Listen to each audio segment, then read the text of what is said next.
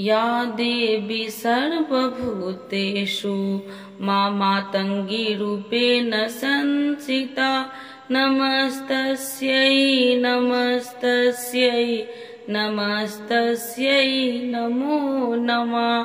तो एक बार बोलिए प्रेम से माँ मातंगी माता की जय, भगवती माता की जय। आज हम आपके लिए नौवीं महाविद्या माता मातंगी की कथा को लेकर आए हैं।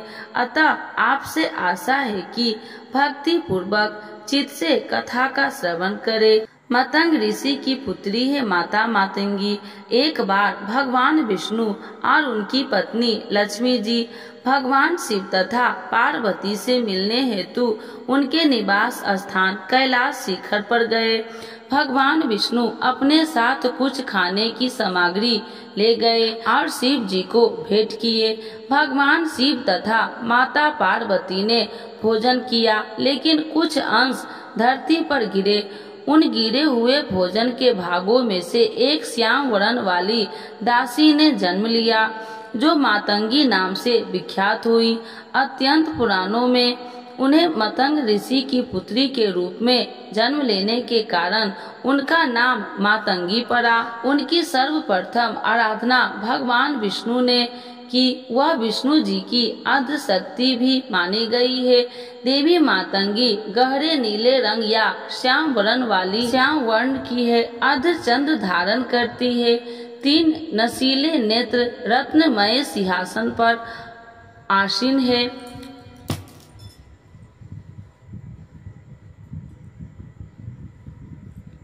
उनको कमल का आसन भी प्रिय है। वह गुंजा के बीजों की माला धारण करती है। चतुर्भुजी है। लाल रंग के आभूषण भी धारण करती है।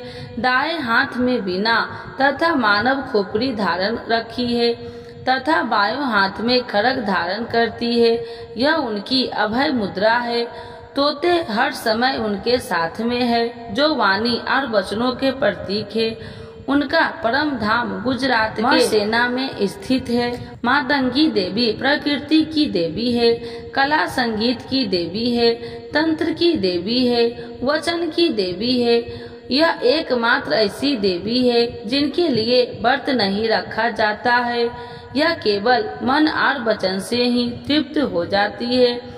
भगवान शंकर और माता पार्वती के भोज्य की शक्ति के रूप में मातंगी देवी का ध्यान किया जाता है। मातंगी देवी को किसी भी प्रकार के इंद्रजाल और जादू को काटने की शक्ति प्रदान है। देवी मातंगी का स्वरूप मंगलकारी है। वह विद्या और वाणी की अधिष्ठात्री देवी है। पशु पक्षी जंगल आदि प्राकृतिक तत्व उनका वास होता है। वह 10 महाविद्याओं में 9वें स्थान पर है। मातंगी देवी श्री लक्ष्मी जी का ही स्वरूप है। नवरात्रि में जहाँ स्थान माँ सिद्धदात्री को प्राप्त है, वहाँ गुप्त नवरात्रि की 9वीं को मातंगी देवी को अधिष्ठात्री देवी माना गया है। फलस्वरूप दोनों ही श्री लक्ष्मी जी के रूप है। मातंगी पूजा से आप भौतिक जीवन को भोगते हुए आध्यात्मिक की ऊंचाई को छू सकते हैं। मातंगी पूजा के जातक को पूर्ण गृह सुख, शत्रुओं का नाश, भोग विलास, अपार संपदा, वाक सिद्धि, कुंडली जागरण, अपार सिद्धियों, कला ज्ञान, इष्ट दर्शन आदि माँ के आशीर्वाद से प्राप्त होता है। मातंगी का यह रूप माता सरस्वती के समान है। इसीलिए इनकी साधना करने से हमें माता सरस्वती की पूजा समान लाभ भी मिलते हैं। इससे व्यक्ति की बुद्धि व विद्या का विकास होता है तथा वाणी मधुर होती है। माता मातंगी की आशीर्वाद से मनुष्य को कला व संगीत के क्षेत्र में उन्नति देखने को मिलती है। तो एक बार बोलिए प्रेम से माँ मातंगी माता की जय, भगवती माता की जय। आज सुनते हैं नवरात्रि के 9वें दिन माँ सिद्धदात्री की कथा। तो एक बार बोलिए प्रेम से माँ सिद्धदात्री की जय, भगवती माता की जय। हिंदू धर्म में 9 दिन तक चलने वाला नवरात्रि का पर्व 9वीं के दिन समाप्त हो जाता है। नवरात्रि के 9 दिन में भिन्न भिन्न देवियों की पूजा की जाती है। इस प्रकार नवरात्रि के अंतिम दिन देवी दुर्गा के 9वें स्वरूप माता सिद्धिदात्री की पूजा की जाती है। 9 दिन तक धारण किए गए व्रत का उद्यापन भी 9वें दिन किया जाता है। माता सिद्धिदात्री की पूजन, कथा, भोग इत्यादि करके कन्याओं को अपने घर बुलाकर भोजन करवाया जाता है। माना जाता है कि नवरात्रि के अंतिम दिन कन्याओं को भोजन कराने से माता रानी स्वयं कन्या के रूप में घर में पधारती है तथा भक्त का घर सुख समृद्धि से भर जाता है। आज हम आपके लिए माता सिद्धिदात्री की कथा लेकर आई हैं। सिद्धिदात्री की कथा के अनुसार, पौराणिक कथाओं के अनुसार एक दिन भगवान शिव माता सिद्धिदात्री की घोर तपस्या कर रहे थे। उनकी तपस्या से माता सिद्धिदात्री प्रसन्न हो गई और उन्होंने भगवान शिव को 8 सिद्धियों की प्राप्ति का वरदान कर दिया। इस वरदान के फलस्वरूप भगवान शिव का आधा शरीर देवी के रूप में परिवर्तित हो गया। इसके बाद से भगवान शिव को अर्धनारीश्वर का नाम से प्राप्त हुआ। शिव जी का यह रूप संपूर्ण ब्रह्मांड में पूजनीय है। धरती पर उनको राक्षसों का जन्म होने लगा था। ऋषि मुनियों तथा सज्जनों लोगों का निवास करना मुश्किल हो रहा था। इसी बीच जब पृथ्वी पर महिषासुर नामक दैत्य के अत्याचारों की अति हो गई थी, तब उस दानव के अंत हेतु सभी देवतागण भगवान शिव तथा विष्णु जी से सहायता लेने पहुँचे। उस दानव के अंत के लिए सभी देवताओं ने तेज उत्पन्न किया, जिसके जरिए सिद्धिदात्री उत्पन्न हुई। सिद्धिदात्री की पूजा विधि: शारदीय नवरात्रि की 9वीं पर सबसे पहले स्नान करें, कमल या गुलाब के फूलों की माला को अर्पित करें। कन्या भोजन के लिए बनाए प्रसाद चना, हलवा, पूरी का प्रसाद बनाए। श्री दुर्गा देव्य नमः मंत्र का 108 बार जाप करे। कन्या पूजन करे और फिर दान दक्षिणा दे। कन्याओं से आशीर्वाद लेकर उन्हें विदा करे। अब अपना व्रत खोले। एक बार बोलिए प्रेम से माँ सिद्धिदात्री की जय, भगवती देवी की जय। सिद्धिदात्री की आरती। जय सिद्धिदात्री तू सिद्धि की दाता, तू भक्तों की रक्षक, तू दासों की माता। जय सिद्धिदात्री तू सिद्धि की दाता, तू भक्तों की रक्षक, तू दासों की माता। तेरे नाम लेते ही मिलती है सिद्धि, तेरे नाम से मन की होती है शुद्धि। तेरे नाम लेते ही मिलती है सिद्धि, तेरे नाम से मन की होती है शुद्धि। कठिन नाम सिद्ध कराती हो तुम, जीभा हाथ सबे फिर से जीभा हाथ से बक के सर धरती हो तुम। कठिन काम सिद्ध कराती हो तुम, जीभी हाथ से बक के सर धरती हो तुम। तेरी पूजा में तो न कोई विधि है, तू जगदम्बे दाती तू सर्व सिद्धि है। तेरी पूजा में तो न कोई विधि है, तू जगदम्बे दाती तू सर्व सिद्धि है। रविवार को तेरा सुमरन करे जो, तेरी मूर्ति को ही मन में धरे जो। रविवार को तेरा सुमरन करे जो, तेरी मूर्ति को ही मन में धरे जो। तू सब काज उसके कराती हो पूरे, कभी काम उसके न रहे अधूरे। तू सब काज उसके कराती हो पूरे, कभी काम उसके रहे न अधूरे। तुम्हारी दया और तुम्हारी यह माया, रखे जिसके सर पैर मैया अपनी छाया। तुम्हारी दया और तुम्हारी यह माया, रखे जिसके सर मैया अपनी छाया, सर्व सिद्धि दाती हो है भाग्यशाली, जो है तेरे दर का ही अम्बे सवाली। सर्व सिद्धि दाती हो है भाग्यशाली, जो है तेरे दर का ही अम्बे सवाली। हिमांचल है पर्वत जहाँ वास तेरा, वहाँ नंदा मंदिर है वास तेरा। हिमांचल है पर्वत जहाँ वास तेरा, वहाँ नंदा मंदिर में है वास तेरा। मुझे आसरा है तुम्हारा ही माता, वंदना है सवाली तू जिसकी दाता। मुझे आसरा है तुम्हारी ही माता, वंदना है सवाली तू जिसकी माता। तो एक बार बोलिए प्रेम से सिद्धात्री माता की जय, भगवती माता की जय। आइए भक्तों, आज सुनते हैं आषाढ़ गुप्त नवरात्रि में सुने नवरात्रि की कथा। 9 देवियों की मिलेगी कृपा और होगी हर मनोकामना पूर्ण।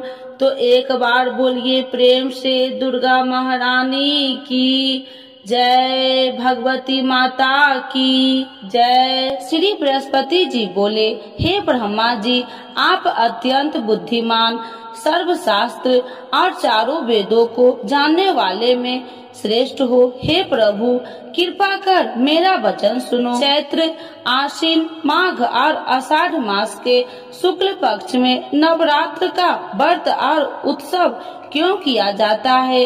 हे भगवान, इस व्रत का फल क्या है? किस प्रकार करना उचित है? और पहले इस व्रत को किसने किया, सो विस्तार से कहो। श्री बृहस्पति जी का ऐसा प्रश्न सुनकर ब्रह्मा जी ने कहने लगे, हे बृहस्पति देव, प्राणियों का हित करने की इच्छा से तुमने बहुत ही अच्छा प्रश्न किया है। जो मनुष्य मनोरथ पूर्ण करने वाली दुर्गा महादेवी, सूर्य और नारायण को ध्यान करते हैं, वे मनुष्य धन है। यह नवरात्र व्रत संपूर्ण कामनाओं को पूर्ण करने वाला है।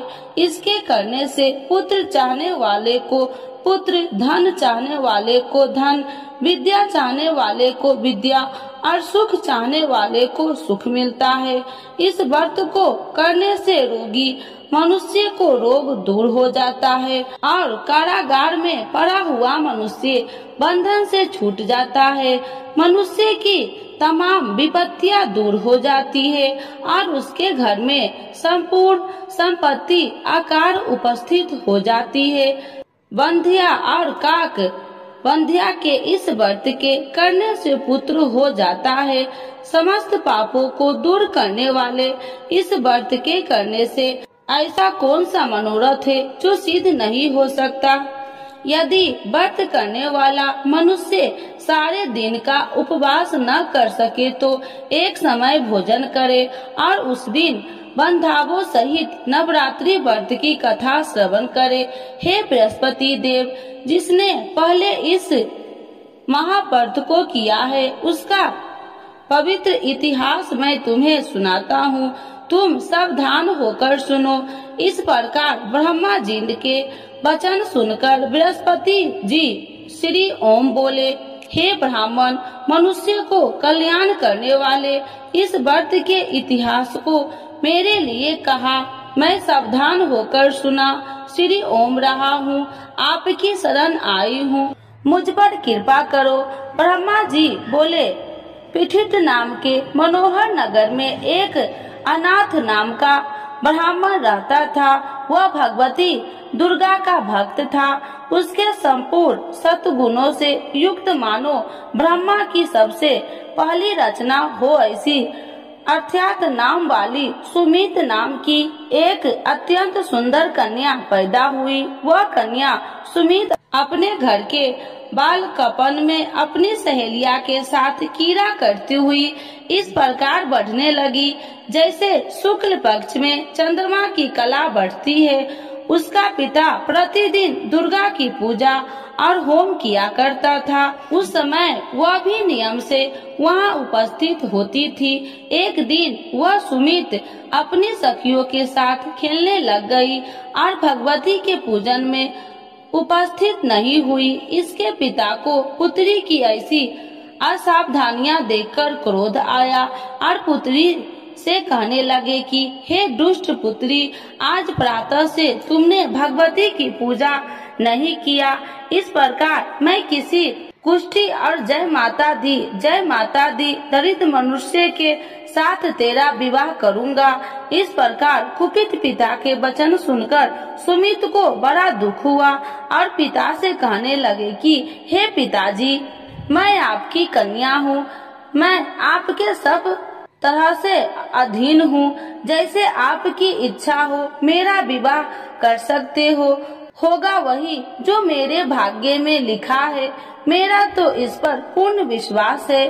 मनुष्य न जाने कितने मनोरथ को चिंतन करता है, पर होता वही है जो भाग्य में विधाता ने लिखा है। जो जैसा करता है उसको फल भी उस कर्म के अनुसार ही मिलता है, क्योंकि कर्म करना मनुष्य के अधीन है पर फल देव के अधीन है। जैसे अग्नि में पड़े हुए तीन दी उसको अधिक प्रतिदीप्त कर सकते हैं, उसी तरह अपनी कन्या के ऐसे निर्भरता से कहे हुए वचन सुनकर उस ब्राह्मण को अधिक क्रोध आया। तब उसने अपनी कन्या का एक कुष्ठी के साथ विवाह कर दी और अत्यंत क्रोध होकर पुत्री से कहने लगे कि जाओ जल्दी जाओ, अपने कर्म का फल भोगो। देखो केवल भाग्य में भरोसा पर रहकर क्या करती है। इस प्रकार से कहे हुए पिता के कुटु वचन को सुनकर सुमित अपने मन में विचार करने लगे कि अहो मेरा बड़ा दुर्भाग्य है जिसने मुझे ऐसा पति मिला है। इस तरह अपने दुख का विचार करती हुई वह सुमित अपने पति के साथ वन चली गई और भयानक वन में कुशा युक्त उस स्थान पर उन्होंने वह रात बड़े कष्ट से व्यतीत की। उस गरीब बालिका की ऐसा दशा देखकर भगवती पूर्व पुण्य के प्रभाव से प्रकट होकर सुमित से कहने लगे कि हे ब्राह्मणी, मैं तुम पर प्रसन्न हूँ। तुम जो चाहो वरदान मांग सकती हो। मैं प्रसन्न होने पर मनोवांछित फल देने वाली हूँ। इस प्रकार भगवती दुर्गा का वचन सुनकर ब्राह्मणी कहने लगे कि आप कौन है जो मुझ पर प्रसन्न हुई हो। यह सब मेरे लिए कहा और अपनी कृपा दृष्टि से मुझ दासी को कृतार्थ करो। ऐसा ब्राह्मणी का वचन सुनकर देवी कहने लगे कि मैं आदि शक्ति हूँ और मैं ही ब्रह्मा विद्या हूँ और सरस्वती भी हूँ। मैं प्रसन्न होने पर प्राणियों को दुख दूर कर उसको सुख प्रदान करती हूँ। हे ब्राह्मणी, मैं तुम पर तेरे पूर्व जन्म के पुण्य के प्रभाव से प्रसन्न हूँ। तुम्हारे पूर्व जन्म का वृत्तांत सुनाती हूँ, सुनो। तुम पूर्व जन्म में निषाद भील की स्त्री थी और अति पतिव्रता थी। एक दिन तेरे पति निषाद ने चोरी की। चोरी करने के कारण तुम दोनों को सिपाहियों ने पकड़ लिया और ले जाकर जेल खाने में कैद कर दिया। उन लोगों ने तेरे को और तेरे पति को भोजन भी नहीं दिया। इस प्रकार नवरात्र के दिनों में तुमने न तो कुछ खाया और न जल ही पिया, इसीलिए 9 दिन तक नवरात्र का व्रत हो गया। हे ब्राह्मणी, उन 9 दिनों में जो व्रत हुआ उस व्रत के प्रभाव से प्रसन्न होकर तुम्हें मनोवांछित वस्तु दे रही हूँ। तुम्हारी जो इच्छा हो सो मांगो। इस प्रकार दुर्गा के कहे वचन सुनकर ब्राह्मणी बोली, अगर आप मुझ पर प्रसन्न है तो हे दुर्गे, आपको प्रणाम करती हूँ। कृपा करके मेरे पति को कोढ़ को दूर करो। देवी कहने लगे कि उन दिनों में जो तुमने व्रत किया था उस व्रत के एक दिन का पुण्य अपने पति को कोढ़ दूर करने के लिए अर्पण करो। मेरे प्रभाव से तेरा पति कोढ़ी से रहित और सोने का समान शरीर वाला हो जाएगा। ब्रह्मा जी बोले। इस प्रकार देवी का वचन सुनकर वह ब्राह्मणी बहुत प्रसन्न हुई और पति को निरोग करने की इच्छा से ठीक है ऐसी बोली। तब एक उसके पति का शरीर भगवती दुर्गा की कृपा से कुष्ठहीन होकर अति कांति युक्त हो गया, जिसकी कांति के सामने चंद्रमा की कांति भी क्षीण हो जाती है। वह ब्राह्मणी पति की मनोहर देह को देखकर देवी को अति पराक्रमी वाली समझकर स्तुति करने लगी। हे दुर्गे, आप दुर्गत को दूर करने वाली, तीनों जगत को सनातप हरने वाली, समस्त दुखों को दूर करने वाली, रोगी मनुष्य को निरोग करने वाली, प्रसन्न होने पर मनोवांछित वस्तु को देने वाली और दुष्ट मनुष्य को नाश करने वाली हो। तुम ही सारे जगत की माता और पिता हो। हे अम्बे, मुझ अपराध रहित अबला की मेरे पिता ने कुष्ठ के साथ विवाह कर मुझे घर से निकाल दिया। उसकी निकाली हुई मैं पृथ्वी पर घूमने लगी। आपने ही मेरा इस आपत्ति रूपी समुद्र से उद्धार किया है। हे देवी, आपको प्रणाम करती हूँ, मुझ दिन की रक्षा करो। ब्रह्मा जी बोले कि हे बृहस्पति, इसी प्रकार उस सुमित ने मन से देवी की बहुत स्तुति की। उससे की हुई स्तुति सुनकर देवी को बहुत संतोष हुआ और ब्राह्मणी से कहने लगी कि हे ब्राह्मणी, तुम्हारे उद्याल नाम का एक अति बुद्धिमान, धनवान, कार्तिवान और जितेंद्रिय पुत्र शीघ्र ही होगा। ऐसा कहकर वह देवी उस ब्राह्मणी से फिर कहने लगी कि हे ब्राह्मणी, और जो कुछ तेरी इच्छा हो वही मनोवांछित वस्तु तुम मांग सकती हो। ऐसा भगवती दुर्गा का वचन सुनकर सुमित बोली कि हे भगवती दुर्गे, अगर आप मेरे पर प्रसन्न है तो कृपा कर मुझे नवरात्रि विधि बताइए। हे दयावती, जिस विधि से नवरात्र व्रत करने से आप प्रसन्न होते हैं, उस विधि और उसके फल को मेरे लिए विस्तार से वर्णन करें। उस प्रकार ब्राह्मणी के वचन सुनकर दुर्गा कहने लगी कि हे ब्राह्मणी, मैं तुम्हारे लिए संपूर्ण पापों को दूर करने वाली नवरात्र व्रत विधि को बतलाती हूँ, जिसको सुनने से तमाम पापों से छुटकारा, मोक्ष की प्राप्ति हो जाती है। आश्विन मास के शुक्ल पक्ष की पति पर्दा से लेकर 9 दिन तक विधि पूर्वक व्रत करे। यदि दिन भर का व्रत न कर सके तो एक समय का भोजन करे। पढ़े लिखे ब्राह्मणों से पूछकर घट स्थापना करे और वाटिका बनाकर उसको प्रतिदिन जल से सींचे। महाकाली, महालक्ष्मी और महासरस्वती की मूर्तियां बनाकर उसकी नित्य विधि सहित पूजा करे और पुरुषों से विधि पूर्वक अर्घ्य दे। बिजोड़ा के फूल से अर्घ्य देने से रूप की प्राप्ति होती है। जय फल से कीर्ति, दाख से कार्य की सिद्धि होती है। आंवले से सुख और केले के भूषण की प्राप्ति होती है। इस प्रकार फलों से अर्घ्य देकर यथा विधि हवन करे। खंड, घी, गेहूं, शहद और तिल, बिल्व, नारियल, दाख और कदम, इनसे हवन करे। गेहूं होम करने से लक्ष्मी की प्राप्ति होती है। खीर व चंपा के पुष्प से धन और रत्नों से तेज और सुख की प्राप्ति होती है। आंवलों से कीर्ति और केले से पुत्र हो। कमल से राज, सम्मान और दुखों से सुख संपत्ति की प्राप्ति होती है। व्रत करने वाला मनुष्य इस विधान से होम कर आचार्य को अत्यंत नम्रता के साथ प्रणाम करे और यज्ञ की सिद्धि के लिए उसे दक्षिणा दे। इस महाव्रत को पहले बताई हुई विधि के अनुसार जो कोई करता है उसके सब मनोरथ सिद्ध हो जाते हैं। इसमें तनिक भी संशय नहीं है। इन 9 दिनों में जो कुछ दान आदि किया जाता है उसका करोड़ों गुना फल मिलता है।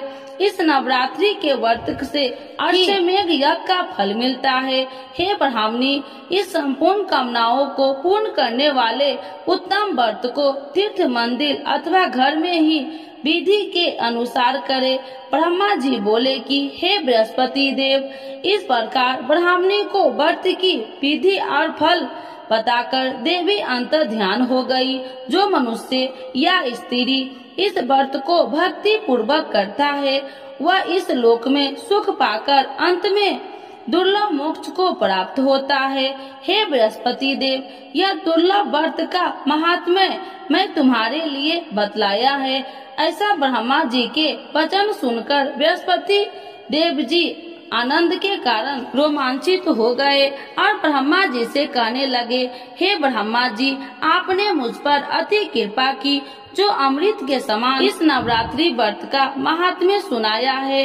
हे प्रभु, आपके बिना और कोई इस महात्म्य को सुन सकता है। ऐसा बृहस्पति जी के वचन सुनकर ब्रह्मा जी बोले कि हे बृहस्पति देव, तुमने सब प्राणियों का हित करने वाले इस व्रत अलौकिक व्रत को पूछा है, इसीलिए तुम धन्य हो। यह भगवती शक्ति संपूर्ण लोकों को पालन करने वाली है। इस महादेवी के प्रभाव को कौन नहीं जान सकता है। तो एक बार बोलिए प्रेम से दुर्गा महारानी की जय, नव दुर्गा माता की जय, भगवती माता की जय।